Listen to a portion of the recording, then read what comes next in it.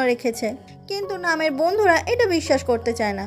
পরের দিন স্কুলে শোনকে দেখা যায় ওর বন্ধুদের সঙ্গে আড্ডা মারছিল, আর ঠিক সেই সময় টপ ওখানে চলে আসে। শোন তখন টপকে দেখে অনেক খুশি হয়ে যায়। আসলে টপ শোনের ছোটবেলাকার বন্ধু, আর আগে ওরা একই স্কুলে পড়াশোনা করতো, আর অনেক বছর পর ওদের দুজনের আজকে আবারও দেখা হয়েছে। এরপর শোনের সঙ্গে টপ যখন স্কুলে হাঁটছিল সেই সময় মেয়েরা তো টপকে দেখে পাগল। মানে টপ এত কিউট দেখতে একটা ছেলে যে মেয়েরা ওর দিকে একেবারে প্রথম দিনেই ক্রাশ খেয়ে গেছে। এরপর নামকে দেখে ছেলেরা সবাই বলতে থাকে যে নাম তো দেখতে অনেক সুন্দর হয়ে গেছে, সে এখন প্রিটি গার্ল হয়ে গেছে। আর সবার থেকে এই সুন্দর কথাটা শুনে খুব খুশি হয়ে যায় নাম। সেই ক্যান্টিনে শোন আর টপও ছিল। টপ তখন বলে এই স্নো হোয়াইটকে আমার খুব পছন্দ হয়ে গেছে।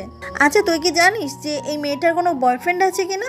শোন বলে মনে তো হয়নি, তবে তুই ওর সঙ্গে একবার কথা বলে দেখতে পারিস। টপ বলে ওর সঙ্গে কি কথা বলবো, আমি তো ডিরেক্ট ওকে প্রপোজ করব।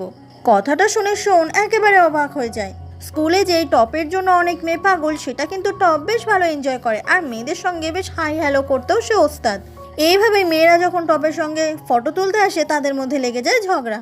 যাদেরকে নিয়ে ঝগড়া শুরু হয় তারা কিন্তু ওই ভেতর থেকে ঠিকই বেরিয়ে আসে, কিন্তু যে দুজন ঝগড়া করে তাদের একজনের হাত ভাঙা, তো একজনের মুখ ভাঙা, আর একজনের পা ভাঙা। সেদিনই কিছুক্ষণ পরে সেই ক্লাস টিচার চলে আসে নামের কাছে, আর নামকে বলে যে চেয়ার গার্ল হতে, কারণ আর কিছুদিন পরে স্পোর্টস রয়েছে, সেখানে একজন চেয়ার গার্লের দরকার। নাম তো প্রথমে কিছুতেই রাজি হতে চায় না। নাম বলে যে চেয়ার গার্ল হতে গেলে তাকে অনেক প্র্যাকটিস করতে হবে, আর সে মাত্র 2 সপ্তাহের মধ্যে এত প্র্যাকটিস করতে পারবে না, কিন্তু টিচার তাকে জোর করে। এরপর টিচার শেখাতে থাকে নামকে যে কিভাবে চেয়ার গার্ল হতে গেলে যে স্টিকটা সেটা ওপরে উঠিয়ে আবার হাতে খুব সুন্দর করে নিতে হয়। অনেক চেষ্টা করছে কিন্তু নাম কিছুতেই এটা করতেই পারছে না। ওর বন্ধুরা তখন বলে এত সহজে হাল ছাড়িস না। এরপরে আবারও নাম প্র্যাকটিস করা শুরু করে যে কিভাবে ওই স্টিকটা ওপরে তুলতে হবে, আর আবারও নিজের হাতেই আনতে হবে। সেই মাঠেই ওখানে টপ ফুটবল খেলছিল, আর টপ যখন দেখতে পায় নামকে, ও তো নামের দিকেই তাকিয়ে থাকে। কিন্তু শোন তখন টপকে নিয়ে ওখান থেকে চলে যায়। পরের দিন স্কুলে সেই সুন্দরী মেয়েটা বাজে বাজে কথা বলছিল নামের নামে।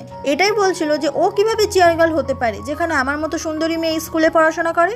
তার পাশের মেয়েটা বলে ভালোই হয়েছে, ও রোদে রোদে প্র্যাকটিস করতে করতে আবার আগের মতো কালি হয়ে যাবে, আর আমরা যেরকম সুন্দর সেরকম সুন্দরী থাকবো। এটা যখন নাম শুনতে পারে, নাম তো ওকে খুব মারতে চায়, কিন্তু ওর বন্ধুরা ওকে আটকায়, আর সুন্দরী মেয়েটা ভয় পেয়ে তখন ওখান থেকে চলে যায়। নামের খুব রাগ হয়, ওর নামে সবসময় সবাই বাজে বাজে কথা বলে। নাম বলে আমি প্রমাণ করে দেবো একজন ভালো চেয়ার গার্ল কিভাবে হতে হয়। পরের দিন থেকে খুব সিরিয়াসলি নাম স্টিক নিয়ে প্র্যাকটিস করা শুরু করে।